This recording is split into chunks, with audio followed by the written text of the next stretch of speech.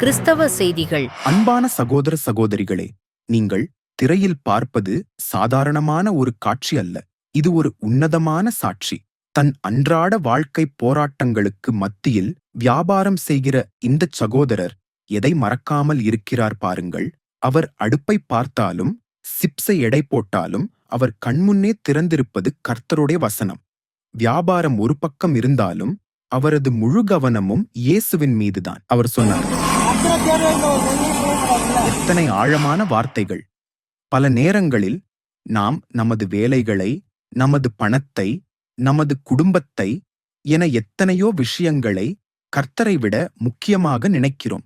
ஆனால் இந்த சகோதரர் காட்டுகிறார், செய்யும் தொழிலே தெய்வம் என்பதையும் தாண்டி தெய்வத்தால் மட்டுமே என் தொழிலைச் செய்கிறேன் என்கிறார். அதுதான் உண்மையான கிறிஸ்தவ வாழ்வு. இயேசுவை நமது முழு இருதயத்தோடும் நேசிப்பது, நமது வாழ்க்கையின் ஒவ்வொரு செயலிலும் ஒவ்வொரு நொடியிலும் அவரே நமக்கு முக்கியமானவர் என்று பிரகடனம் செய்வது.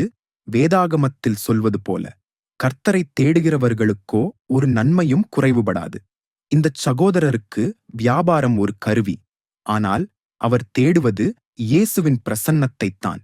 இந்த சகோதரர் தனது வியாபாரத்தில் வேதாகமத்தை அருகில் வைத்து இயேசுவின் வசனத்தை மனதில் வைத்து செயல்படுவது போல, நாமும் நமது தினசரி வாழ்வின் சவால்களுக்கு மத்தியிலும் இயேசுவை முதன்மையாக வைப்போம். அவர் சொன்னார், எனக்கு அவரை மிஞ்சியது எதுவும் முக்கியம் கிடையாது.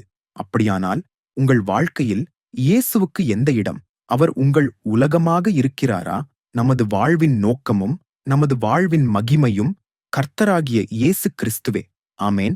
கிறிஸ்தவ செய்திகள் மற்றும் உடனடி தகவல்களை உங்களுக்காக வழங்குகிறது உங்கள் வாசல் டிவி சேனல். இந்த சேனலை சப்ஸ்கிரைப் செய்யுங்கள், பெல் ஐகானை அழுத்துங்கள். வாசல் டிவியோடு இணைந்திருங்கள்.